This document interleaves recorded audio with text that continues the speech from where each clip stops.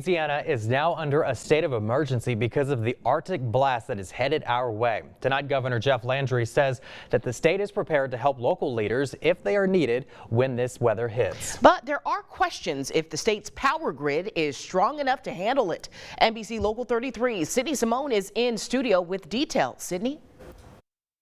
Emergency officials and response crews say when it comes to preparing your home for a storm, well, that should have been done yesterday. In other words, making sure your pipes and electrical outlets and stocking up on necessary items and food should happen throughout the year. But here's what you can do now. The first step is to plan. Make a plan for your family in case the power goes out or if you have to evacuate. Officials say to check for working smoke and carbon monoxide detectors. Running a generator or a car in an enclosed area is dangerous. They add dozens of house fires in the winter. Start with space heaters. Firefighters recommend keeping them at least 3 feet away from objects and turning them off when you're sleeping or not in the room. And if it's your first time turning on the heat this season, well, safety officials say don't be alarmed.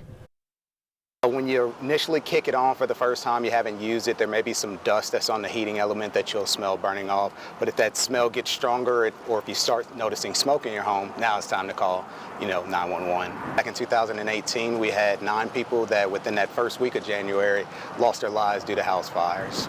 The most dangerous part of a storm can be after the storm has already passed through, or when the inclement weather has left our area.